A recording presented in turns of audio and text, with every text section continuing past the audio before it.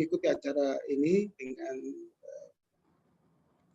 santai, namanya tadi bincang santai mengenai anti korupsi. Kita sama-sama nanti simak, kita ada sesi tanya jawab kalau nggak salah ya, Pram ya. Jadi nanti pada akhir acara mungkin teman-teman ada yang ingin ditanyakan atau ingin diskusi, silakan dengan narasumber kita, Bapak Mufli Fatoniawan. Sebagaimana tadi kita ikuti bersama tayangan video salah satu nilai-nilai Kementerian Keuangan yang akan berhubungan dengan kegiatan kita pada pagi hari ini. Yang pertama yaitu mengenai integritas bincang santai budaya anti korupsi. Untuk mempersingkat waktu, demikian dari saya. Saya berharap teman-teman mengikuti acara ini dengan ini Pram ada 77 yang bergabung Pram ya. Jadi Pak Mufli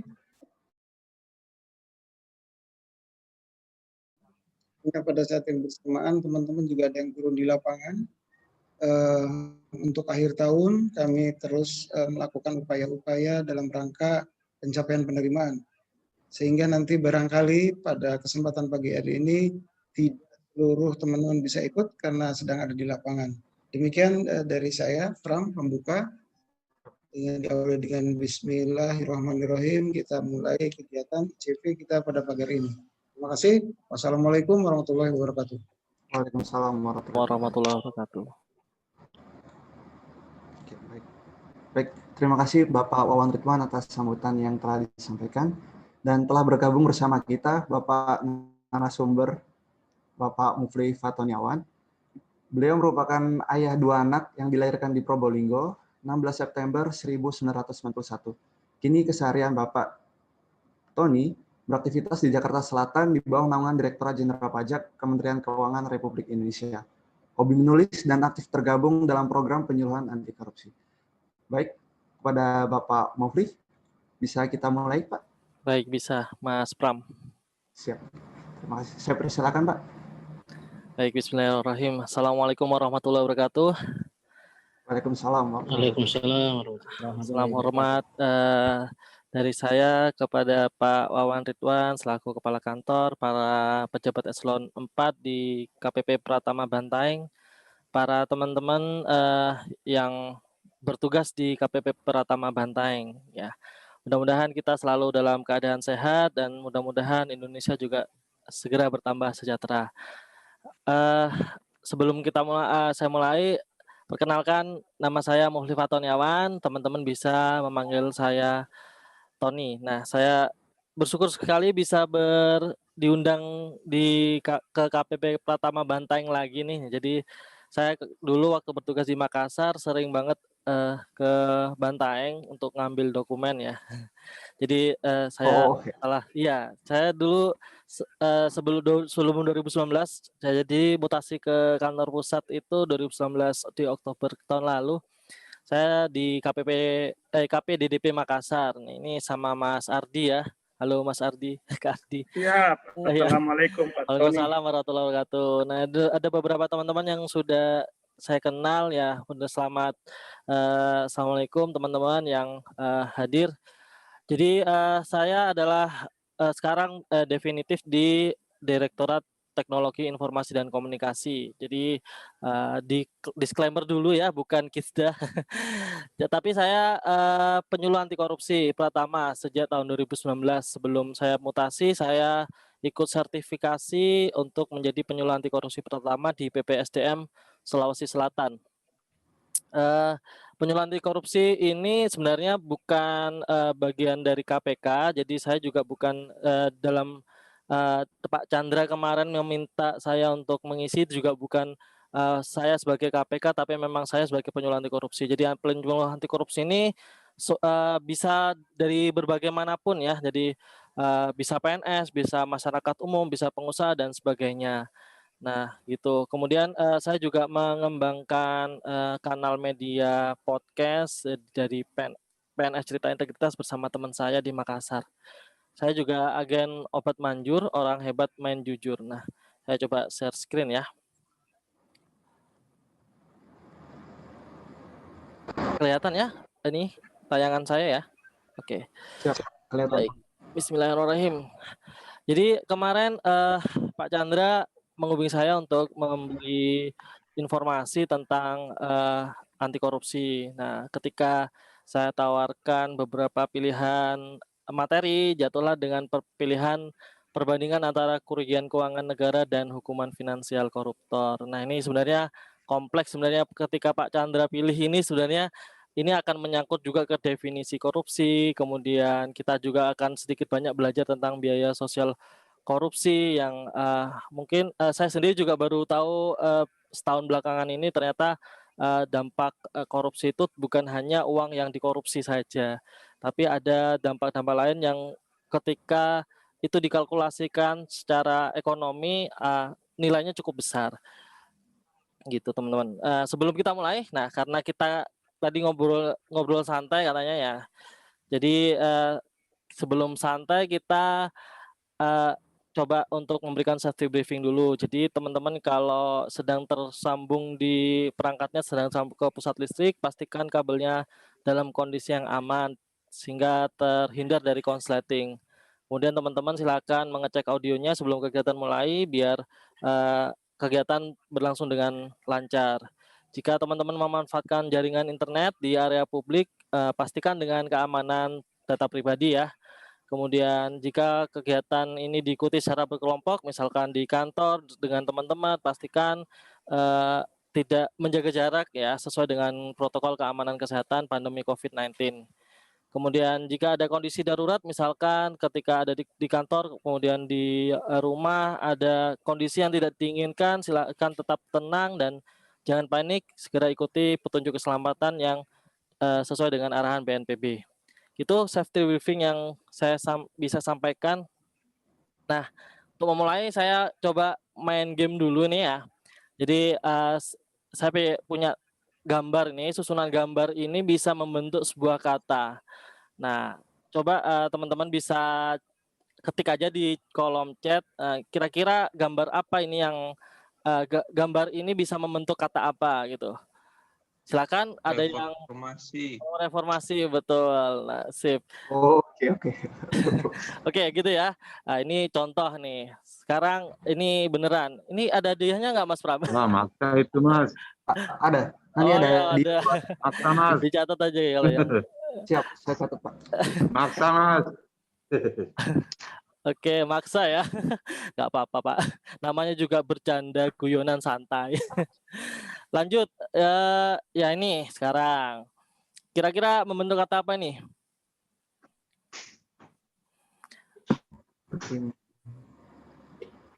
Oke, timbang. Gratifikasi. Gratifikasi. Siapa itu yang menjawab?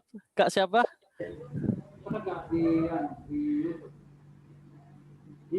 Siapa yang menjawab karena gratifikasi? Siapa yang kasih buatnya? Biar nanti dicatat.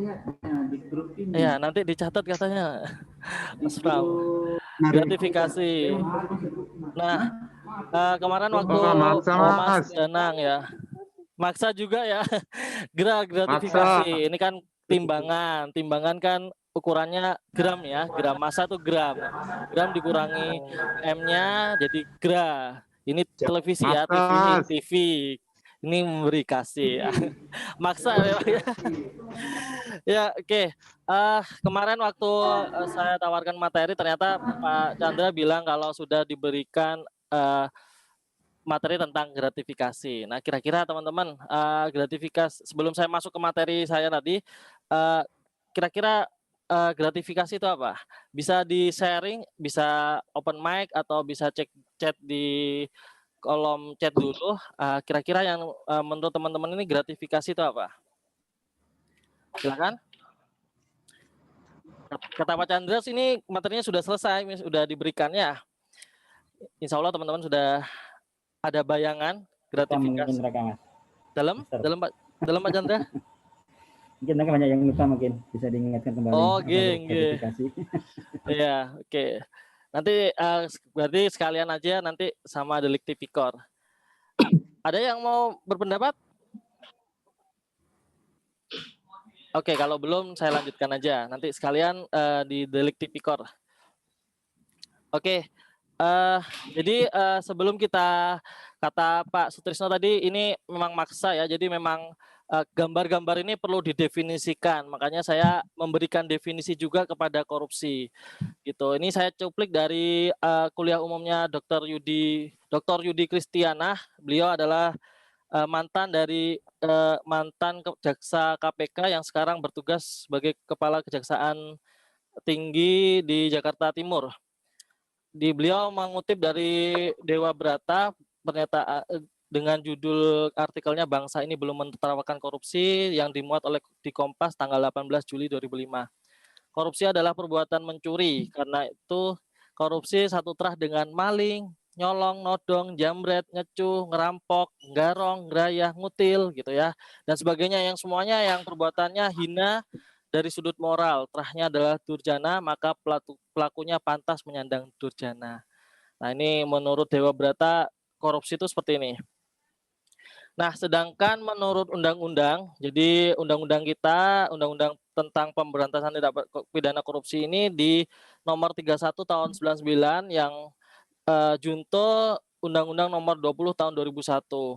Di situ korupsi tidak didefinisikan secara utuh, tapi korupsi didefinisikan langsung ke deliknya. Jadi masuk langsung ke deliknya di pasal 2. Korupsi itu adalah perbuatan melawan hukum yang tujuannya untuk memperkaya diri sendiri atau orang lain atau korporasi. Di pasal 3-nya disebutin lagi korupsi itu menyalahgunakan kewenangan, kesempatan, sarana yang ada padanya karena jabatan atau kedudukan. Jadi potensi korupsi ini terjadi ketika orang mempunyai wewenang, mempunyai jabatan, mempunyai kedudukan gitu ya. Jika tidak ada jika mungkin tidak mempunyai wewenang, jabatan dan kedudukan, korupsi akan hanya bisa menjadi potensi gitu. Suara saya terdengar ya? Macet di tempat saya. Tadi Putus sempat ya? terputus. Oh ya, Tadi ya. oke. Siap. Oke, saya lanjutkan. Nah, ini di pasal 3 juga disebutkan bahwa korupsi itu memperkaya diri sendiri atau orang lain atau korporasi. Tujuannya semuanya adalah latar belakangnya adalah bisa dapat merugikan keuangan negara atau perekonomian negara. Ini pengertian dari korupsi. Nah, korupsi ini di Undang-Undang nomor 31 tahun 99, junto Undang-Undang nomor 20 tahun 2001, ada 30 delik pasal tindak pidana korupsi. 30 delik ini dikelompokkan menjadi 7 kelompok. Ada perbuatan curang. Perbuatan curang itu ya menyalahi aturan takaran atau memanipulasi dan sebagainya. Kemudian suap menyuap, kemudian benturan kepentingan dalam pengadaan, kemudian perbuatan pemerasan, kemudian terkait dengan kerugian negara, penggelapan dalam jabatan, dan gratifikasi. Kalau suap menyuap, ini saya kembali ke suap menyuap. Suap menyuap itu ada transaksi ya antara, misalkan kalau saya boleh contohkan, nyun sewu, ini misalkan kita bekerja di Direktorat Jenderal Pajak, misalkan wajib pajak bertransaksi dengan fungsional atau AR yang untuk memanipulasi STP atau kekurangan bayar. Nah, transaksional ini biasanya dikenakan pasal suap menyuap. Beda dengan pemerasan. Jadi kalau pemerasan adalah yang aktif adalah pegawainya, PNS-nya atau yang punya kedudukan. Dia memeras. Kalau misalkan ketika ini biasanya terjadi juga studi kasusnya di daerah-daerah yang ingin naik jabatan. Misalkan kalau contoh yang di daerah yang pernah saya temui itu menjadi kepala sekolah ya. Menjadi kepala sekolah padahal sudah waktunya naik menjadi kepala sekolah, seorang guru, tapi karena adanya tindakan pemerasan ini yang dilakukan oleh oknum kepala dinas, akhirnya meminta sejumlah uang agar bisa dinaikkan jabatannya menjadi kepala sekolah. Padahal sebenarnya dengan tanpa proses memberi sesuatu kepada oknum itu, sebenarnya naik jabatan menjadi kepala sekolah itu sudah berlangsung dengan sewajarnya gitu. Jadi pemerasan ini adalah pelakunya yang pelakunya yang aktif dan tidak ada transaksional. Sedangkan yang memberi itu adalah korban sebenarnya, korban. Jadi dia tidak sebenarnya tanpa itu pun sebenarnya sudah oke gitu, sudah bisa mendapatkan haknya. Nah, bedanya seperti ini ya. Jadi kalau misalkan kita di jalan ketilang polisi ya. Kalau polisinya yang meminta damai ya, maka dan kita menolaknya, tapi polisinya memaksa, oknum polisinya memaksa, itu termasuk perbuatan pemerasan. Tapi kalau kita yang menawarkan mendamai, Pak, damai Pak, gitu. Ketika ketemu polisi, kemudian ketilang, oknum polisinya kita coba untuk Pak, damai Pak, berapa bisanya? Nah, itu transaksional seperti itu tuh masuknya deliknya adalah suap menyuap gitu. Tapi ketika kita tidak mau menolak, oknumnya memaksa kita, itu masuknya adalah perbuatan pemerasan. Kemudian selanjutnya benturan kepentingan dalam pengadaan, ini misalkan ketika kita dalam posisi dalam pejabat pengadaan atau dalam PPK, sebagai PPK, ada pengadaan yang penyedianya salah satunya adalah keluarga kita, kemudian kerabat kita yang kalau terkait kerugian negara, hampir semua sebenarnya tindakan korupsi yang dituntut oleh jaksa di Indonesia ini dikaitkan dengan kerugian negara. Ini hampir semua tindakan korupsi ini masuk ke sini. Kemudian penggelapan dalam jabatan, misalkan adanya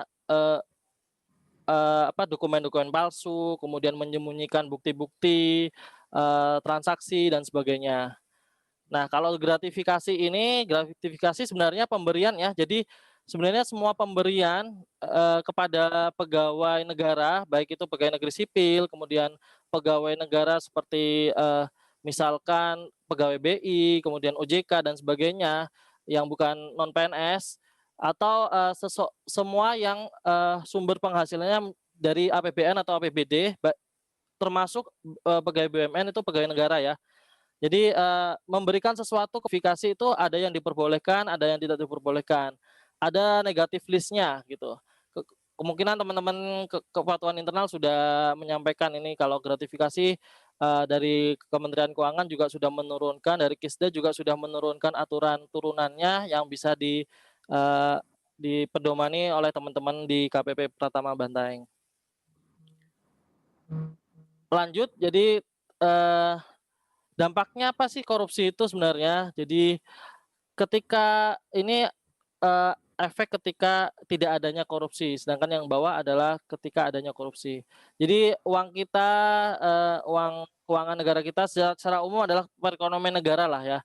Perekonomian negara ini sebenarnya kekayaan negara ini untuk sebanyak-banyaknya untuk kemakmuran rakyat Indonesia. Untuk kesehatan, untuk perdagangan, untuk memicu menimbulkan efek makro perdagangan ekonomi di dalam negeri yang sangat bagus dan sebagainya, transaksi-transaksi UMKM-nya meningkat seperti itu.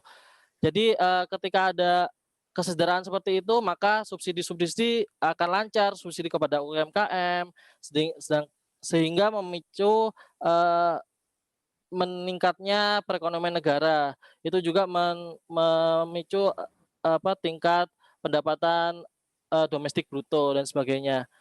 Nah, ketika ada korupsi, maka uang yang dikorupsi ini baik uang yang dikorupsi maupun dampaknya itu kekayaan negara akan masuk ke beberapa orang saja.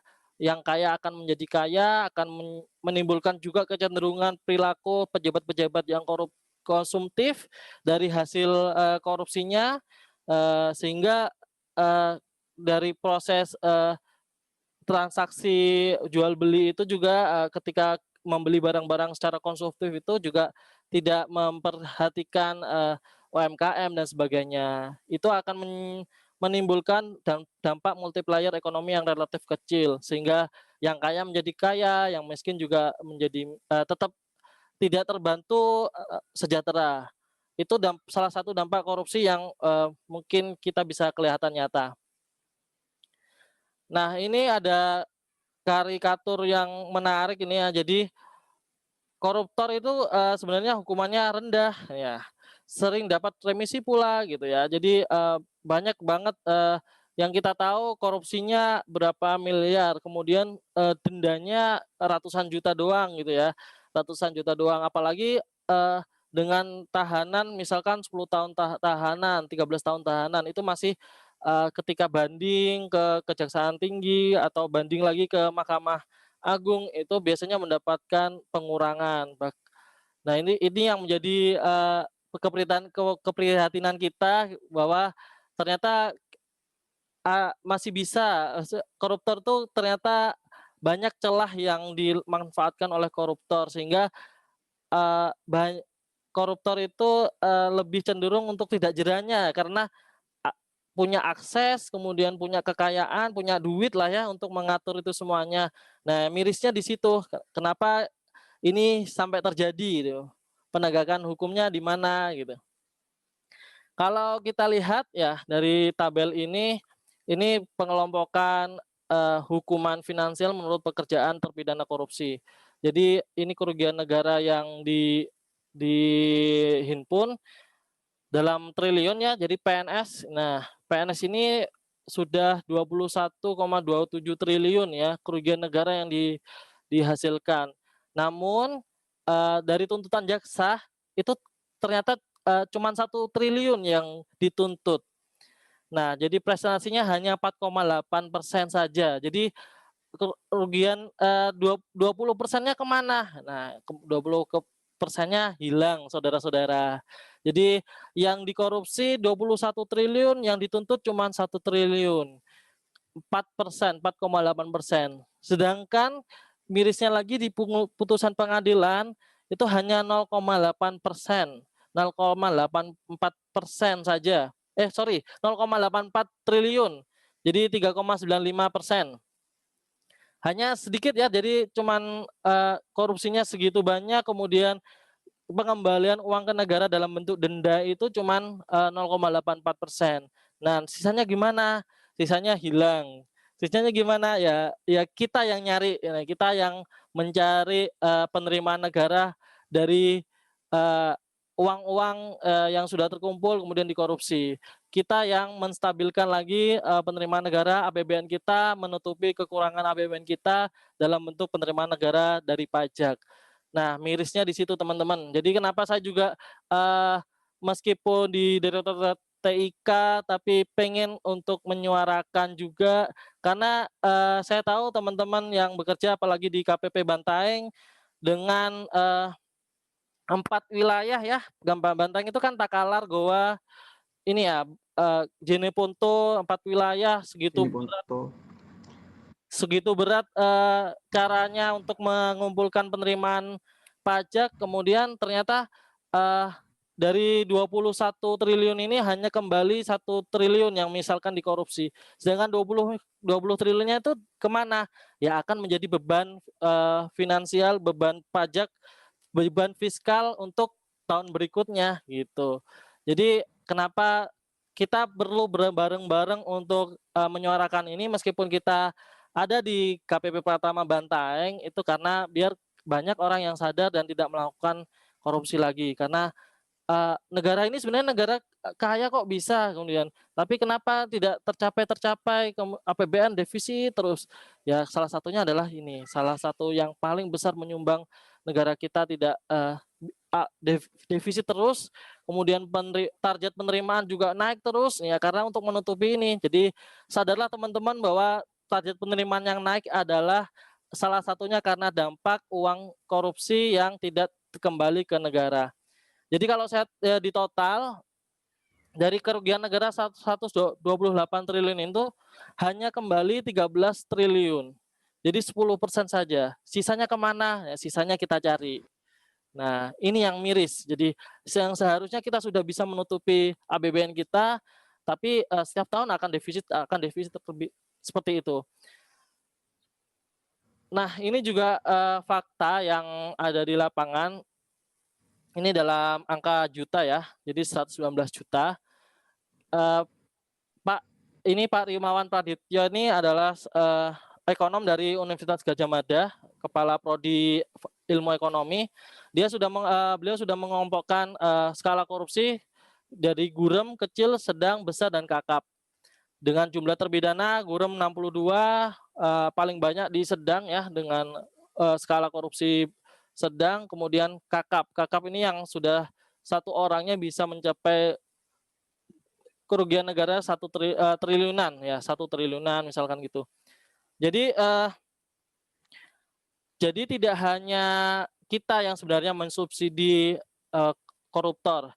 Jadi koruptor yang kecil pun sebenarnya juga menyubsidi koruptor yang besar ini. Misalkan kerugian negara dari pelaku koruptor gurem itu 119 juta. Kemudian tuntutan jaksanya bisa sampai 2 miliar gitu ya. Jaksa dengan berani menuntut lebih tinggi. Jadi ada pengembalian persen itu lebih banyak 1,1698% gitu.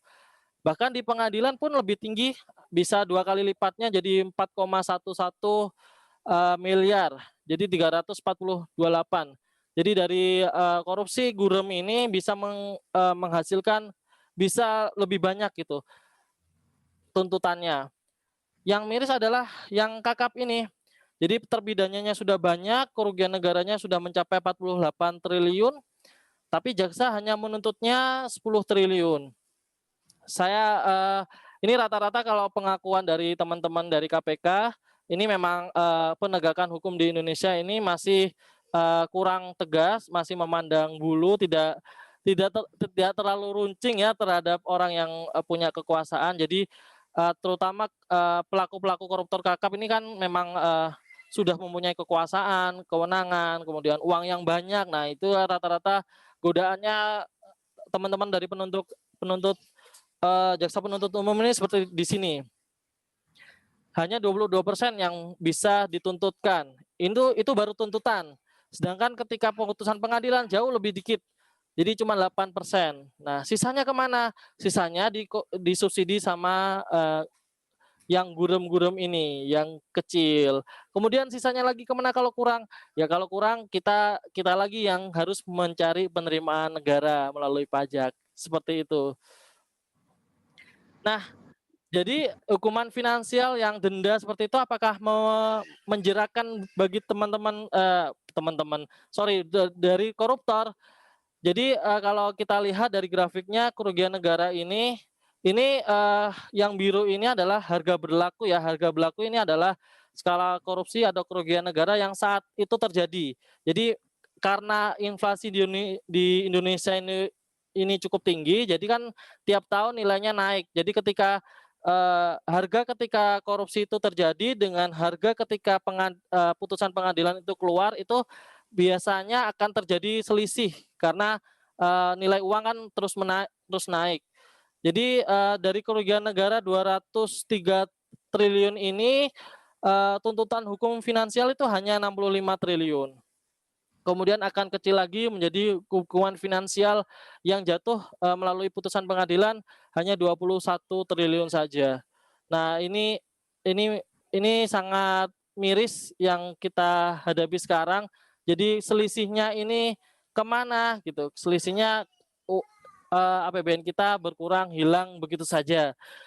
Kemudian kenapa ini bisa terjadi? Nah, inilah adalah salah satunya adalah PR kita bersama untuk saling menjaga, untuk saling mengingatkan, apalagi ini juga PR untuk para penegak hukum kita.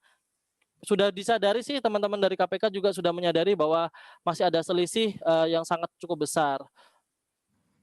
Kemudian ini fakta ini menyatakan bahwa koruptor masih disubsidi. Jadi dengan kita mengumpulkan penerimaan pajak, kemudian negara defisit terus, salah satunya karena nilai kerugian negara yang tidak bisa kembali, maka sejatinya kita sedang mensubsidi para koruptor. Gitu teman-teman. Mas Pram, kita sampai jam berapa ya Mas Pram saya menyampaikan materi? Sampai jam 10, Pak. Oh, jam 10. Itu sudah tanya jawab belum? Belum, Pak, belum. Oh, nggih, sip. Berarti 15 menit lagi ya. Bisa.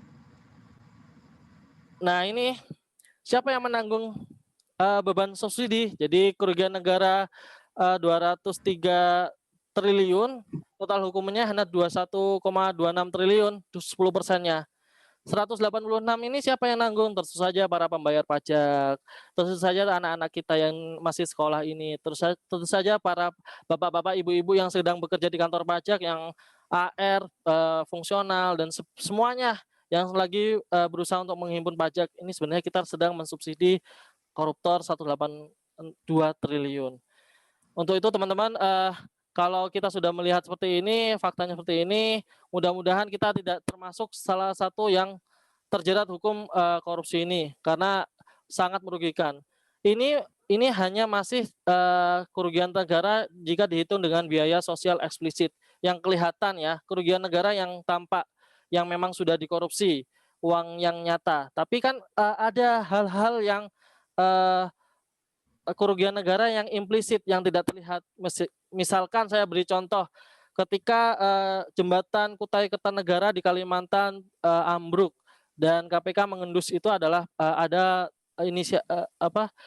korupsi di sana. Kemudian dilihat, kemudian dihitung memang ada korupsi, dan nilainya bukan hanya jembatan yang runtuh yang menjadi kerugian negara, tapi nilai perekonomian yang menghubungkan antara dua jembatan itu, yang satu wilayah ke wilayah lain. Biasanya kan jembatan itu untuk menghidupkan perekonomian dua wilayah ya, untuk saling berdagang, kemudian arus ekonominya lancar dan sebagainya.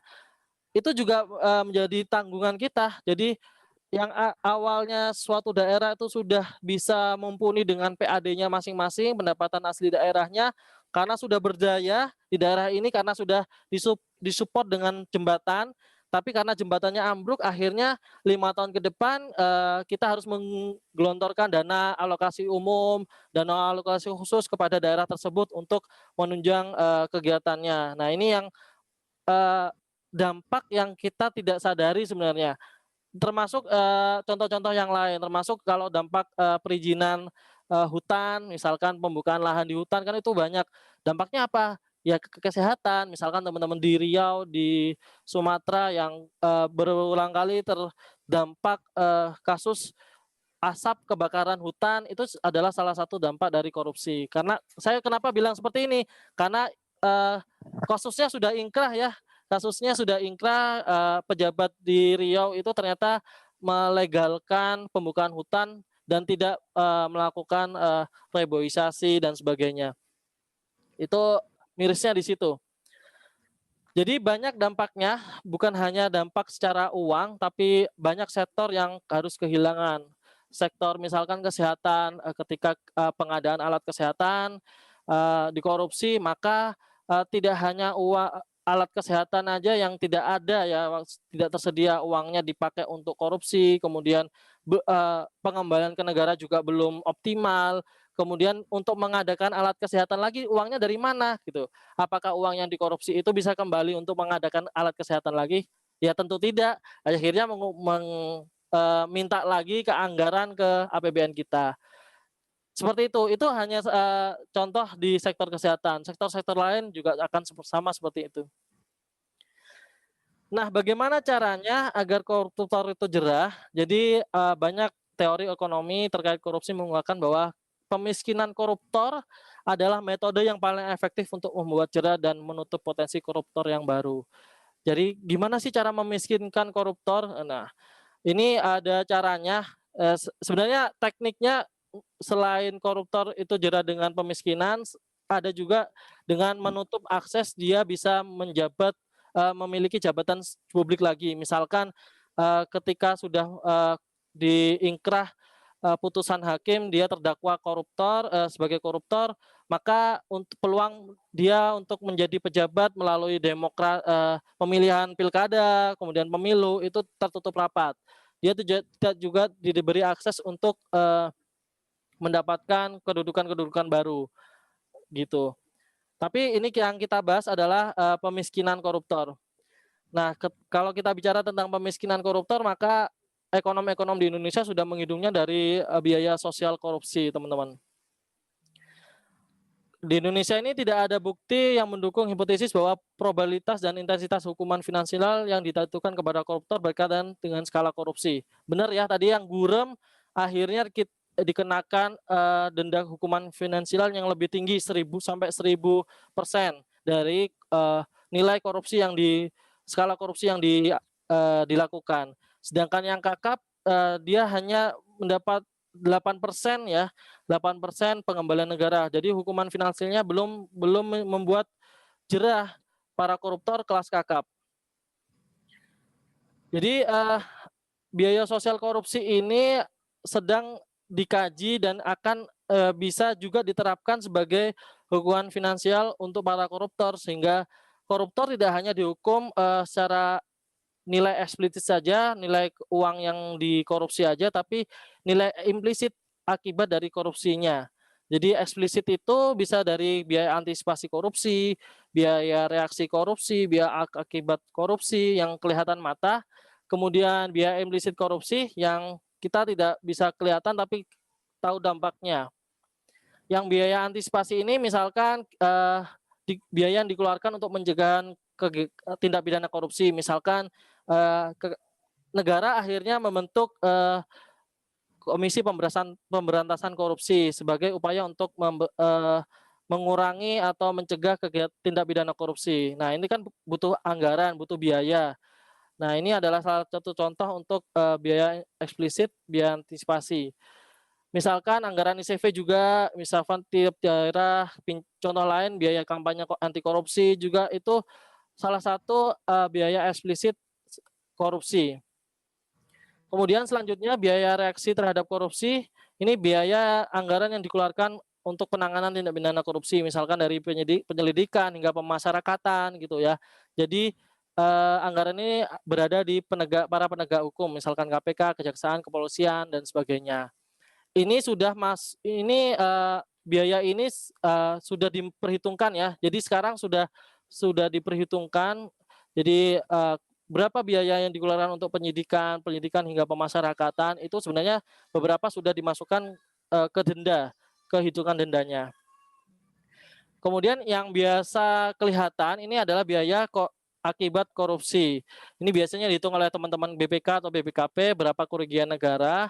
Kemudian kerugian negara ini nanti dilimpahkan kepada kejaksaan atau jaksa di KPK atau di kepolisian, nantinya akan menjadi tuntutan. Yang ini yang biasa banget ini yang dituntutkan.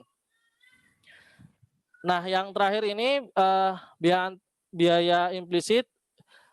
Ini bukan antisipasi. Ini biaya implisit. Jadi biaya implisit itu opportunity cost akibat korupsi, termasuk beban cicilan bunga di masa datang yang timbul akibat korupsi di masa lalu. Misalkan di tahun ini akan ada pengadaan bus Transjakarta, tapi karena dikorupsi pengadaannya tidak ada atau hanya beberapa unit saja, kemudian tanggungan unit selanjutnya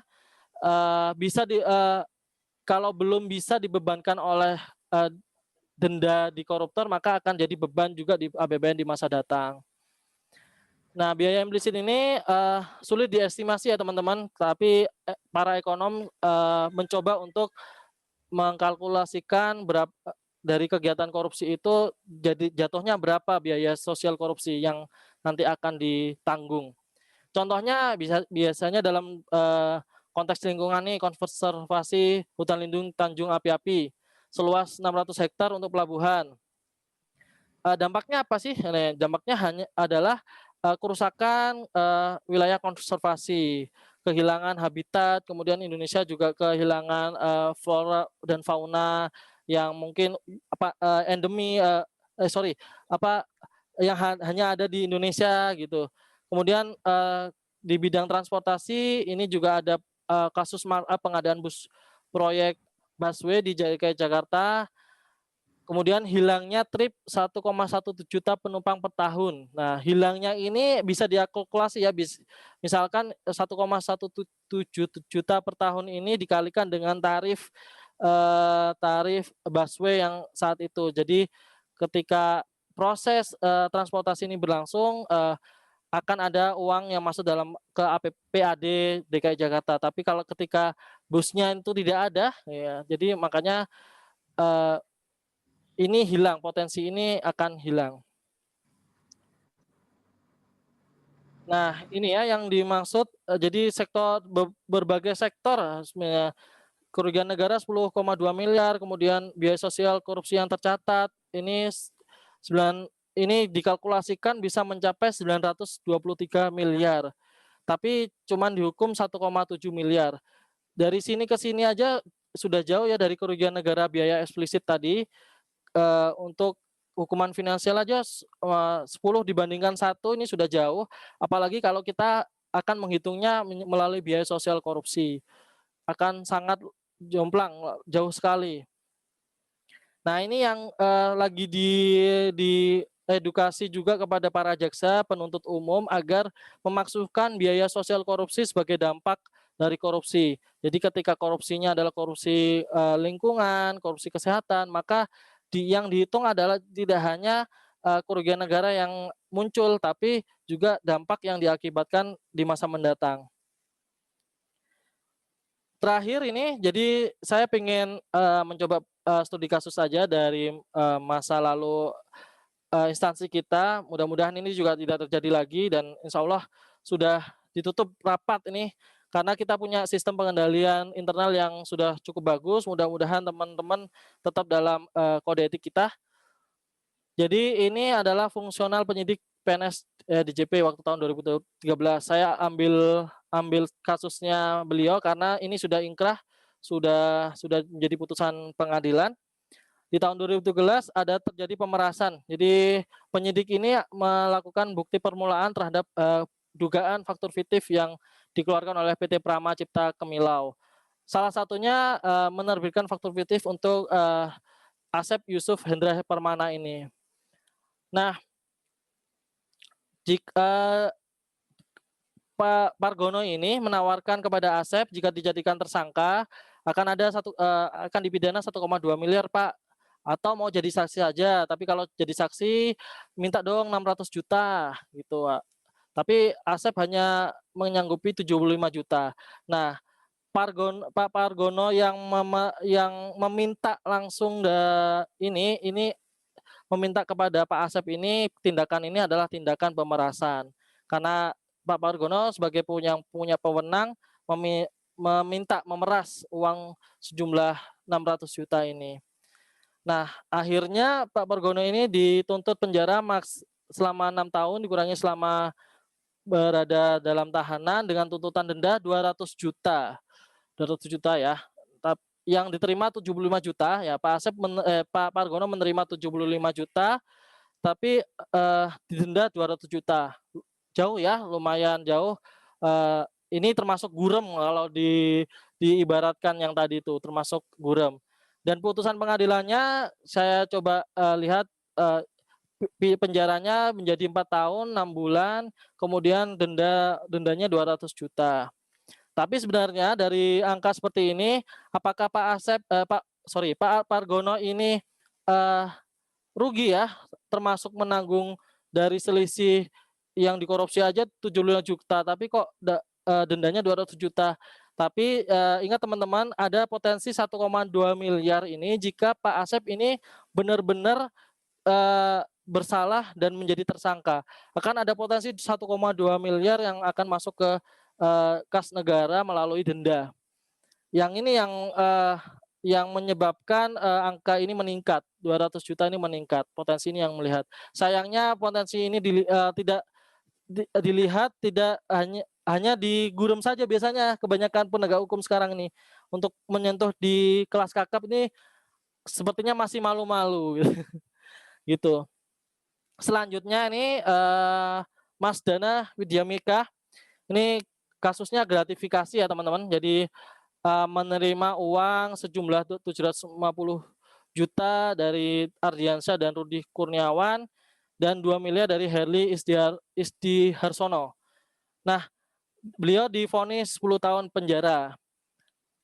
Terus kan dia tidak merugikan keuangan negara Pak dengan hanya gratifikasi, kan dia tidak lagi menangani kasusnya mereka berdua dan sebagainya. Yang saya baca seperti itu ya, tidak lagi menangani, tapi secara tidak langsung gratifikasi ini akan menjadi suap ketika nilainya tidak wajar, nilainya akan melampaui batas, kemudian pun kalaupun nilainya kecil-kecil itu ada syaratnya, misalkan dalam konteks perkawinan atau dalam konteks upacara adat memberikan uang dan itu pun ada batasannya. Nah, karena kenapa divonis? Karena yang 2 miliar dan 750 juta ini akan berpotensi merugikan keuangan negara nanti. Ketika si Ardiansyah sama Pak Herli ini mempunyai kasus, misalkan ternyata di balik udang ini dia lagi bermain untuk menerbitkan faktur fiktif misalkan, atau lagi ada tuntutan proses penyidikan, pemeriksaan pajak dan sebagainya. Nah, ini kan dikhawatirkan akan mengakibatkan kerugian negara. Seperti itu. Udah, terima kasih Mas, para teman-teman sekalian. Silakan bagi yang pengen bertanya dipersilakan. Terima kasih Mas Pram atas waktunya. Terima kasih Pak Tony atas materi yang disampaikan. Kita jadi tahu tentang dampak atau skala lebih detail mengenai korupsi ya. Oke, baik, kita akan masuk ke sesi tanya jawab. Kami persilakan kepada Bapak Ibu yang ingin mengajukan pertanyaan bisa melalui kolom chat atau chat pribadi juga bisa. Nanti akan ada yang menarik buat Bapak Ibu yang mengajukan pertanyaan. Baik, ini sudah ada pertanyaan yang masuk. Pertama dari Kak Sarpadi. Saya bacakan ya, Pak Iya, Tony. silakan. Pertanyaannya adalah sampai berapa batasan kerugian negara untuk bisa dikelompokkan bahwa untuk kasus ini ditangani oleh KPK atau kepolisian? Baik, mau dijawab langsung atau bagaimana, Pak? Dikumpulkan aja dulu. Oke, dikumpulkan dulu ya. Oke, selanjutnya pertanyaan kedua dari Kak Misbar. Pertanyaan adalah kemarin teman ajak makan siang di rumah makan yang baru beliau rintis, terus pas mau bayar, katanya beliau nggak usah saya disuruh buat konten video menu disuruh buat konten video menu makanan dan rumah makan beliau di Instagram dan ajak teman-teman. Apakah ini termasuk gratifikasi secara kami sebarinya adalah seorang PNS? Oke. Pertanyaan ketiga, untuk di Indonesia, pertanyaan ketiga dari Kak Aditya Mahardi. Pertanyaannya adalah, untuk di Indonesia sendiri, sebenarnya upaya menghilangkan korupsi lebih fokus pada pencegahannya atau penindakan. Yang terlihat penyuluhan sering dilakukan, namun law enforcement-nya sangat tidak sejalan. Terlihat dari hukuman yang diberikan sangat ringan dibanding dengan tindakan yang sudah dilakukan. Kemudian problemnya ada di undang-undangnya yang tidak mendukung hukuman berat atau di aparat penegak hukumnya yang bermasalah. Mohon pendapatnya. Baik Kak, mau dijawab 3 dulu ya? Atau Boleh, bagaimana? boleh. Baik, yang pertama berapa batasan kasus ya, kasus yang ditangani oleh KPK, kasus yang ditangani oleh Kejaksaan dan Kepolisian. Jadi kalau dilihat dari Undang-Undang tentang Kejaksaan, Undang-Undang Nomor 16 Tahun 2004, kemudian kita lihat juga Undang-Undang KPK yang terbaru menyebutkan bahwa di pasal 11 Undang-Undang KPK, kewenangan KPK melakukan penyidikan dan penuntutan dibatasi dengan pada tindak pidana korupsi yang satu melibatkan aparat penegak hukum, penyelenggara negara dan orang lain yang kaitannya dengan tindak pidana korupsi yang dilakukan oleh aparat penegak hukum atau penyelenggara negara. 2, mendapatkan perhatian yang meresahkan masyarakat dan paling sedikit 1 miliar gitu. Jadi dan atau 1 miliar. Jadi bisa juga tiga poin ini bisa juga terpenuhi atau salah satunya terpenuhi itu bisa ditangani oleh KPK, termasuk kasus-kasus korupsi yang sekarang lagi mandek misalkan di Kejaksaan maupun di Kepolisian, karena mungkin dari Kejaksaan atau Kepolisian punya konflik of interest ya dari kasusnya, maka KPK bisa mengambil alih kasus tersebut. Gitu aja. Untuk kasus yang lain misalkan kasus di bawah 1 miliar dan kasus yang lain bisa ditangani oleh Kejaksaan. Tapi KPK juga bisa melakukan penyidikan, melakukan proses penegakan hukum dengan kerugian negara di bawah 1 miliar jika memang ada indikasi tertentu misalkan berkaitan dengan konflik kepentingan di kepolisian maupun di kejaksaan gitu. Gitu ya. Untuk Baik. selanjutnya apa tadi yang kedua? Mengenai itu apa? Peran dari Kak Misbar. Oh, Kak Beliau Misbar ya. Iya, punya teman terus diajak makan kemudian nggak dibayarin makan gitu ya, Pak Misbar. Jadi kalau gratifikasi itu lebih ke arah nurani. Jadi sebenarnya ketika kita menilai gratifikasi kaitkan juga dengan nurani apakah ini nanti akan menimbulkan konflik kepentingan atau tidak. Kemudian apakah nanti akan memengaruhi kinerja saya dalam memutuskan atau bertindak melakukan pekerjaan. Misalkan seperti ini, eh, wajib Kak Misbar sebagai AR misalkan punya wajib pajak yang salah satunya adalah teman Kak Misbar itu yang punya restoran. Jika dikhawatirkan Kak Misbar itu akan sering akan menimbulkan potensi integritasnya Kak Misbar itu terganggu ini sebaiknya tidak ini. Misalkan meskipun itu sebenarnya bukan bukan sebagai ranah gratifikasi secara langsung karena kalau nggak salah makanan itu sebenarnya juga tidak boleh tidak diperkenankan edaran dari Ijen seperti itu dan itu dilaporkan juga sebagai gratifikasi. Tapi sebenarnya kalau eh, itu adalah teman, kemudian dalam acara launching misalkan atau grand launching restorannya dan itu berlaku secara umum misalkan eh, ada dia juga mengundang Kak Misbar dan teman-temannya bukan sebagai pegawai negeri sipil, tapi Kak Misbar sebagai temannya itu tidak apa-apa, tidak diperkenankan. Kalau Kak Misbar misalkan punya follower banyak, kemudian selebgram juga dan masuknya adalah Pak Kak Misbar ingin diminta untuk mempromosikan, itu juga tidak apa-apa. Toh nanti kalaupun Kak Misbar merasa itu ragu, segera aja dilaporkan. Karena gratifikasi itu ketika diterima, itu ada dua, ketika diterima itu tidak serta-merta gratifikasi itu uh, tindak pidana korupsi atau melakukan penyelewengan bukan. Jadi ketika gratifikasi diterima, maka yang perlu dilakukan adalah segera lapor karena ada ketentuan 30 hari kerja harus lapor ke KPK. Tapi kalau untuk unit pengendali gratifikasi di internal, kalau nggak salah ya Mas Pram, 7 hari kerja ya Mas Pram. Kalau nggak salah, 7 hari kerja harus dilaporkan ke unit pengendali gratifikasi di kepatuhan internal gitu ya. Jadi nanti akan ada judgement ini boleh atau tidak. Kalau bentuknya adalah makanan cepat busuk dan sebagainya, biasanya ketika hal itu tidak wajar, misalkan WP tidak kenal sebelumnya, kemudian tiba-tiba memberi kue dan sebagainya, itu silahkan difoto. Kalau peraturan dari UPG unit pengendali gratifikasi itu harus difoto dan dilaporkan disampaikan ke panti asuhan apa nggak salah.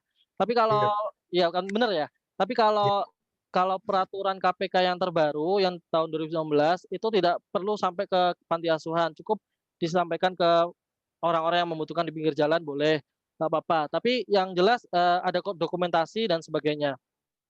Itu kalau berkonflik kepentingan ya, misalkan WP yang tidak kenal kemudian kita periksa atau kita visit tiba-tiba kita diberi oleh-oleh makanan atau sesuatu yang sangat mewah gitu ya, makanan yang mewah. Nah, ini ada indikasi nih dia memikat menarik hati saya gini dan saya nantinya kalau terus-terusan seperti ini nanti akan mempengaruhi keputusan saya nanti. Nah, ini yang perlu dilaporkan, kemudian disampaikan, kemudian didokumentasikan gitu. Tapi kalau teman kemudian Kak Misbar itu diundang sebagai teman bukan sebagai pegawai pajak meskipun nantinya akan jadi wajib pajaknya Kak Misbar itu boleh-boleh saja apalagi ada acaranya grand launching.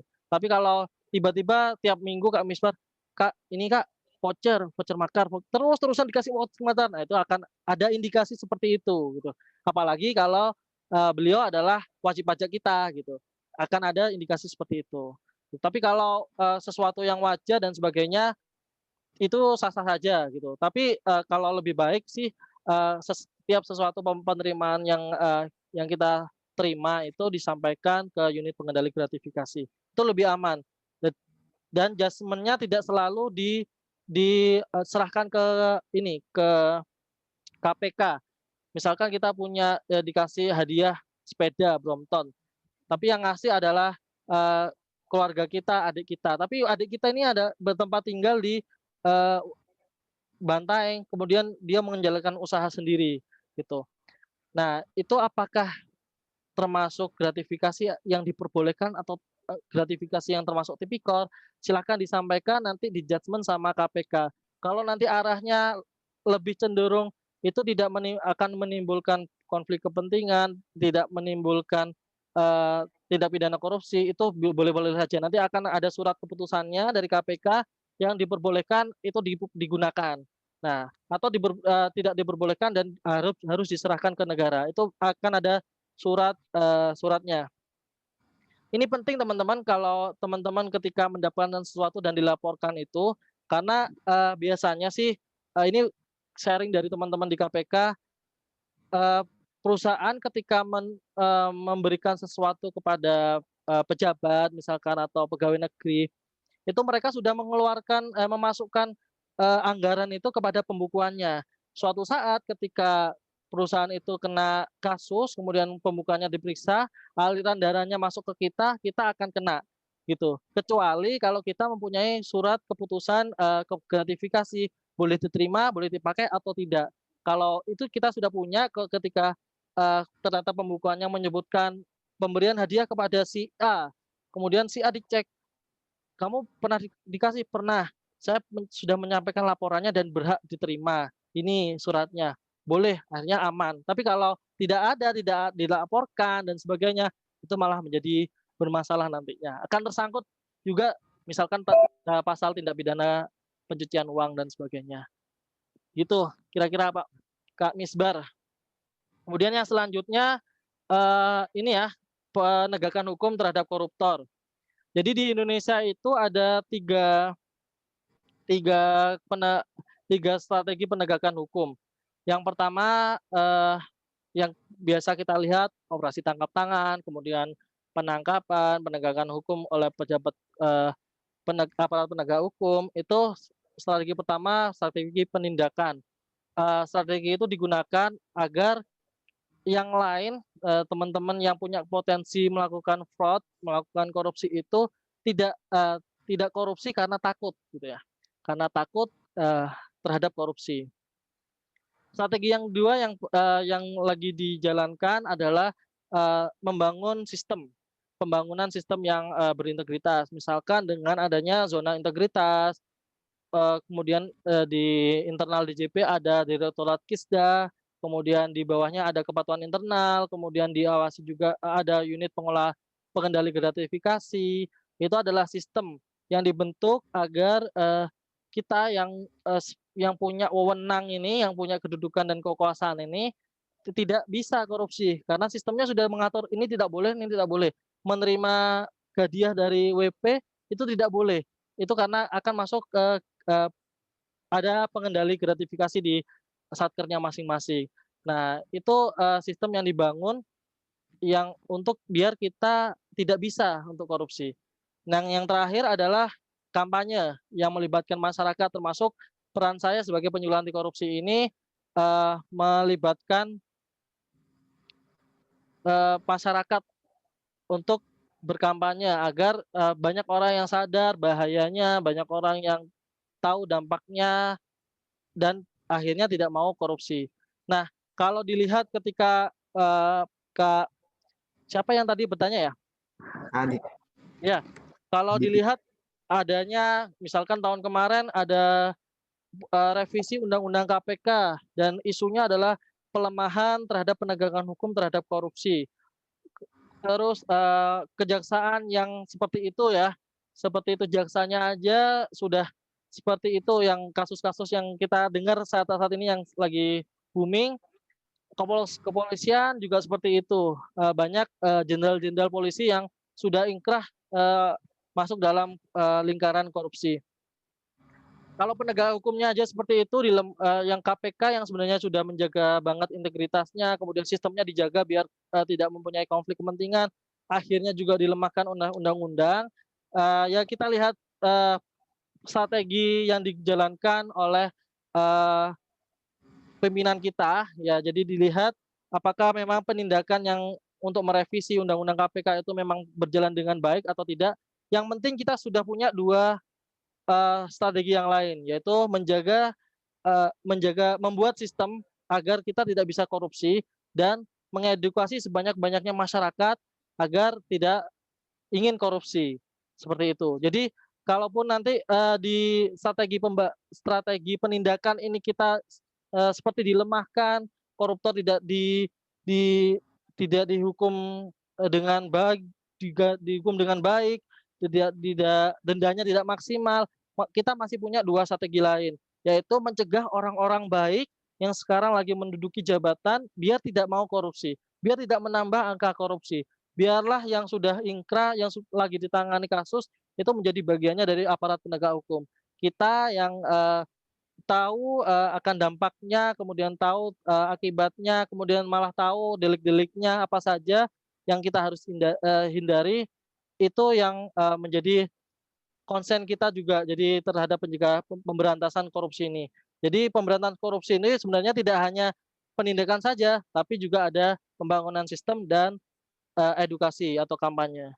Kurang lebih seperti itu, Mas Pram dan teman-teman sekalian. Siap.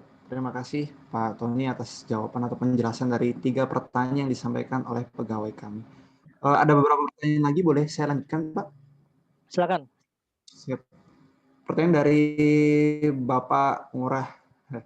Mengapa koruptor tidak dihukum mati? Oke. Selanjutnya pertanyaan Pak Danang.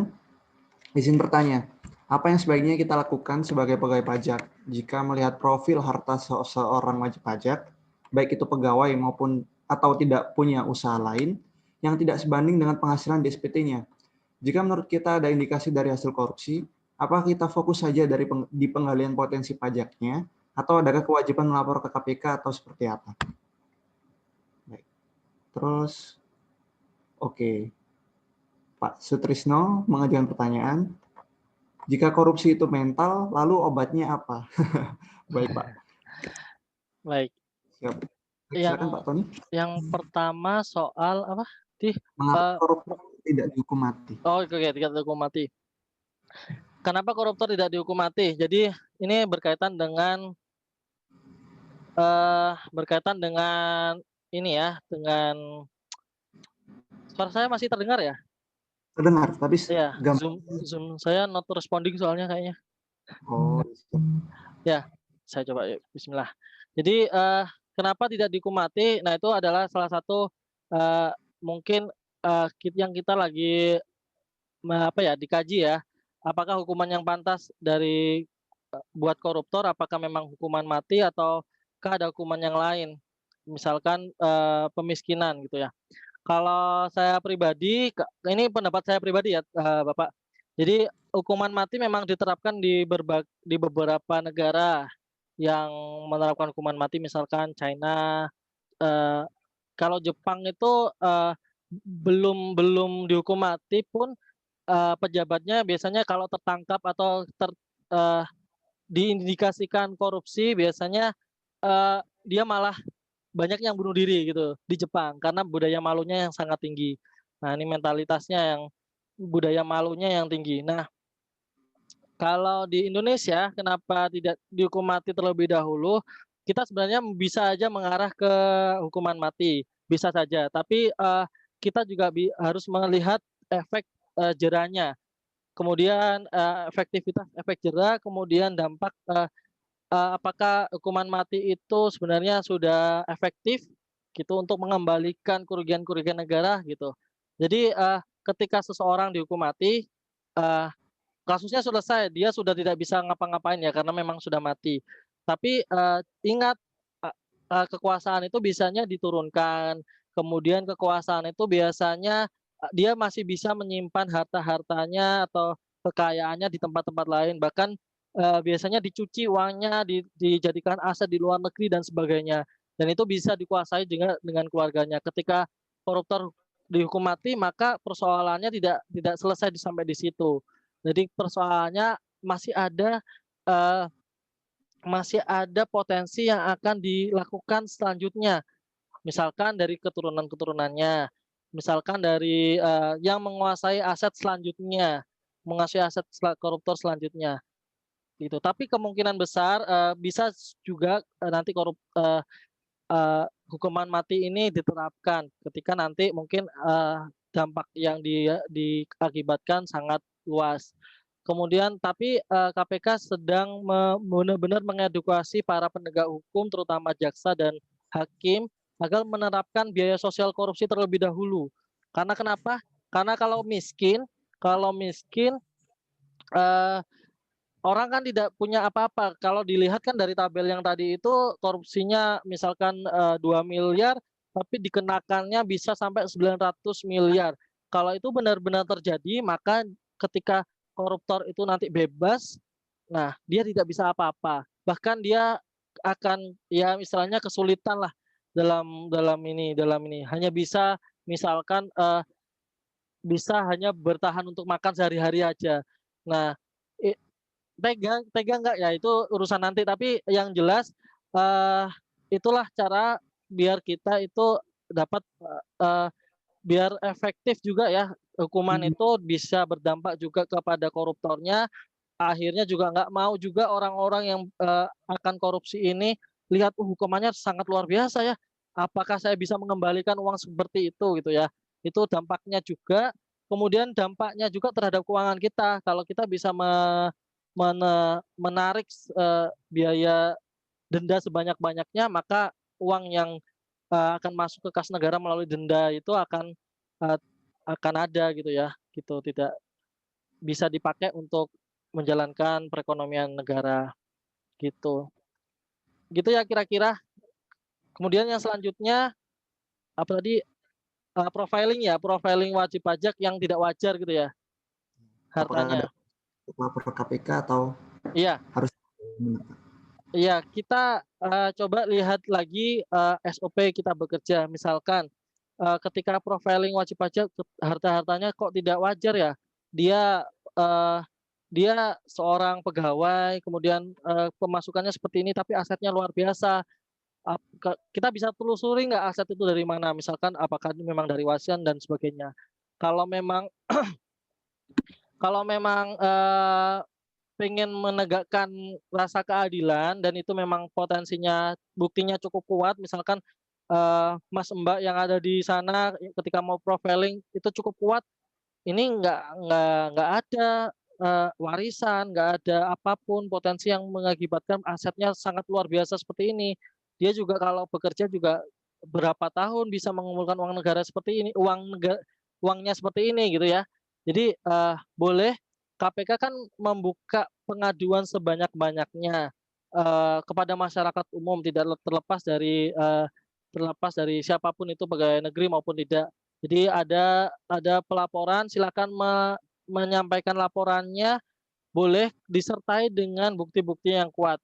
Disertai dengan bukti-bukti yang kuat, indikasi yang kuat, kemudian agar nanti bisa ditindaklanjuti. Dan KPK dijamin oleh undang-undang kerahasiaan pelapor. Kalau punya data-data yang kuat. Nah, kalau sebagai wajib pajak, sebagai pegawai pajak, apakah apa yang kita bisa lakukan ini? Misalkan kalaupun kita belum bisa melaporkan ke KPK, kita bisa mengusut apakah dari kekayaan tersebut kita bisa mengoptimalkan potensi penerimaan. Misalkan seperti itu. Digali terus lebih lanjut, dari usaha menggali itu sebenarnya juga kita bisa melihat juga sih misalkan catatan-catatan keuangannya yang mencurigakan gitu. Nah, kita bisa juga mengenakan dari sisi potensi penerimaan pajak. Tapi dilihat lagi apakah memang kita sudah sesuai dengan SOP kita. SOP kita dilihat lagi, kita mengenakan pajak kalau memang berpotensi yang menjadi pajak final, kemudian menjadi dan sebagainya, itu boleh saja dilakukan gitu. Selama itu memang sesuai dengan SOP kita. Tapi kalau memang kita tahu, kemudian secara sebagai masyarakat umum juga kita diberi hak untuk melaporkan kepada KPK kalau ada indikasi kuat dan bukti yang kuat. Seperti itu. Kalau Baik. kalau kewajiban ya kewajiban kita mengikat ke SOP dan kode etik kita gitu. Gitu Mas yang bertanya tadi. Baik. Selanjutnya yang Yang terakhir dari Pak Tris, Pak. oh ini ya mental ya. Korupsi itu mental, obatnya lalu apa? Yang pertama ini mendekatkan kepada yang menciptakan kita. Jadi kita di dunia ini sebenarnya sangat kecil. Kita di dunia itu sementara lah. Maksudnya kita nggak punya apa-apa sebenarnya di sini tuh. Jadi kalau kita berpikiran aneh-aneh mengumpulkan kekayaan, itu sebenarnya loh kita sudah punya jatah mati masing-masing. Kita sudah punya masanya masing-masing nanti itu. Jadi kalaupun kita korupsi dan kekayaannya luar biasa, itu apakah kita bisa digunakan di dunia akhirat nanti? Terus yang saya ingat itu pesan dari ibu saya tuh yang selalu itu kalau mengambil hak orang lain akan menjadi darah daging kita. Darah daging kita akan menjadi darah daging anak cucu kita gitu ya. Jadi uang korupsi yang kita makan, yang menjadi makanan, kemudian makanan itu menjadi darah dan daging ke kita yang dikonsumsi.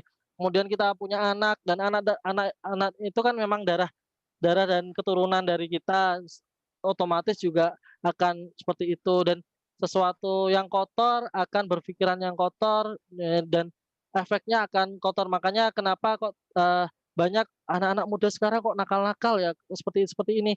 Ya kembali lagi apa yang kita berikan ke anak-anak kita. Makanan kita sudah baik benar, sumbernya sudah baik atau belum. Nah, dari situ kita bisa mengevaluasi. Kemudian cara lain kalau saya menjaga saya karena saya juga di pekerjaan saya punya potensi ya di bidang pengadaan, punya potensi fraud. Jadi dengan cara bergabung dengan komunitas penyuluh, kemudian bergabung menjadi penyuluh anti korupsi, banyak-banyak mendengar, melihat, belajar studi kasus-kasus korupsi itu akan mengokohkan kita mental kita lah, membentuk mental kita kalau setidaknya misalkan ketika kita tahu korupsi gratifikasi itu ternyata pemberian dari wajib pajak yang awalnya kemarin kita masih sering aja diajak makan wajib pajak ketika visit dan sebagainya. Nah, ketika sudah tahu kita sudah bisa mulai menata, oh ini nanti akan indikasinya seperti ini akan nanti masuknya ke gratifikasi. Dan itu mulai dari hal-hal yang kecil teman-teman. Jadi biasanya orang-orang yang bermaksud untuk menggoyahkan iman kita, integritas kita itu mulai dari makanan, kemudian hal-hal yang kecil, hadiah-hadiah yang kecil, kemudian nanti sampai akhirnya ketika kita nanti akan mengenakan surat tagihan, STP, SKPKB, gitu, kita akan punya rasa sungkan. Aduh, ini kan yang baik sama saya, yang selalu memberi saya makanan dan sebagainya. Nah, itu di saat itulah integritas kita mulai tergoyahkan. Lebih besarnya lagi dampaknya ketika kita sudah mulai main-main dan membiasakan hal yang seperti itu adalah hal yang benar gitu ya, maka kita nggak sadar kita akan masuk ke ranah tindak pidana korupsi. Itu teman-teman. Jadi hal yang besar, koruptor yang besar tuh biasanya mulai dari kecil-kecil, membiasakan hal yang kecil-kecil gitu. Gitu ya teman-teman. Itu Mas Pram. Baik. Terima kasih Pak Tony semuanya. Jadi Pak Tris, obatnya apa ya? Obatnya lebih ke mental juga sih. Iya benar. Biasakan menghindari hal-hal yang mendekati korupsi. Begitu ya Pak? Benar. Baik, karena dengan telah dijawabnya pertanyaan Pak Tris tadi, maka berakhir pula sesi tanya jawab kita pada acara pada siang ini. Oke, sebelum sampai ke sesi penutupan, mungkin ada kesimpulan yang mau disampaikan Pak Tony? Sedikit yang mau saya sampaikan, jadi pimpinan tertinggi kita Pak Presiden Joko Widodo pingin Indonesia ini maju. Jadi salah satu cara untuk Indonesia maju adalah dengan kita punya APBN yang kuat. APBN yang kuat. Teman-teman sudah tahu ya, tadi dilihat kalau dari biaya sosial korupsi dan dampak yang disebabkan oleh koruptor, salah satu yang menggerogoti APBN kita adalah perilaku dari para koruptor. Oleh karena itu, jika Indonesia maju, pastikan yang dibangun adalah mental kita untuk tidak korupsi. Dan pastikan ketika Indonesia nanti akan maju, pastikan kita turut menyebar, menuai benih-benihnya. Jadi menyebarkan benih-benih dari dalam diri kita, terus menyebar ke anak-anak kita, menanamkan nilai-nilai integritas. Insya Allah nanti ke depannya ketika Indonesia maju, dibarengi dengan mental-mental yang seperti negara-negara yang sudah maju, malu terhadap korupsi, kemudian malu ketika korupsi, malu ketika melanggar integritas. Yang diharapkan seperti itu. Jadi negara maju, kalau kita lihat bersama-sama, negara maju itu sebenarnya dasar yang paling kokoh adalah masyarakat yang berintegritas. Seperti itu Mas Pram dan teman-teman sekalian. Saya mohon maaf atas segala khilaf, penyampaian dan tutur kata yang kurang berkenan. Mudah-mudahan bisa menjadi amal jariah untuk kita semua, dan mudah-mudahan kita tetap terhindar dari kegiatan-kegiatan yang perilaku-perilaku koruptif. Terima kasih. Wassalamualaikum warahmatullahi wabarakatuh. Waalaikumsalam warahmatullahi wabarakatuh. Terima kasih Pak Tony. Dan penjelasan yang telah disampaikan bisa menambah pengetahuan kita tentang anti korupsi dan dapat diaplikasikan pada pekerjaan kita. Baik, selanjutnya sampai kita ke ujung acara, yaitu penutupan yang akan disampaikan oleh Bapak Kepala Kantor kepada Bapak Wawan Ridwan. Kami persilakan. Baik, terima kasih kepada narasumber Pak Tony yang tadi sudah menyampaikan Sama-sama, Pak. dengan panjang lebar materi tentang budaya anti korupsi dari institusi kita. Terima kasih kepada teman-teman yang sudah mengikuti acara ini dari awal sampai akhir. Tadi juga beberapa tanya jawab yang cukup banyak dan sudah dijawab dengan begitu jelas oleh Pak Tony. Baik, terima kasih. Mungkin itu yang bisa saya sampaikan. Sekali lagi, semoga apa yang disampaikan oleh Pak Tony memberikan manfaat, insya Allah memberikan manfaat buat kita semua sebagai pedoman dalam melakukan pekerjaan. Terakhir dari saya, tetap teman-teman jaga kesehatan dalam suasana pandemik ini, tetap semangat dalam mengerjakan tugas sampai pencapaian target penerimaan yang sudah diamankan kepada kita. Sekali lagi saya terima kasih Pak Tony dan teman-teman semua. Terima kasih Pak Wawan. Saya sebagai penutup dengan mengucap alhamdulillah. Taufiq wal hidayah. Wassalamualaikum warahmatullahi wabarakatuh. Kembali ke Mas Pram, silakan Mas Pram. Baik, terima kasih Pak Wawan. Telah disampaikan penutupan dari Pak Wawan, maka mengakhiri acara kita pada siang ini. Untuk sebelum Bapak Ibu keluar dari ruang Zoom, boleh dinyalakan kameranya sebentar. Kita foto bersama sambil pose buka jari 5 ini sebagai tanda kayak lawan korupsi untuk dokumentasi kami. Baik, bisa dinyalakan kameranya Bapak Ibu. Oke, ambilkan tangan 5 ini. Oke, tangan 5 gini. Seperti kayak katakan tidak pada korupsi, oke? Udah semua ya. Saya screenshot Pak ya. Oke. 1, 2, 3. Oke, sekali lagi. Bentar. Oke, 1, 2, 3. Oke, terima kasih Bapak Ibu atas waktu yang telah diluangkan. Semoga materi dan penjelasan yang disampaikan oleh Bapak Tony tadi bisa bermanfaat dan kita manfaatkan sehari-hari. Terima kasih. Wabillahi taufiq wal hidayah. Wassalamualaikum warahmatullahi wabarakatuh. Selamat siang. Waalaikumsalam. Terima kasih Pak Wawan, Pak Chandra, Mas Pram, teman-teman yang lain. Terima kasih Pak Tony. Ya, izin pamit. Terima kasih. Izin pamit. Terima kasih. 5, 4, 3, 2, 1, close the door.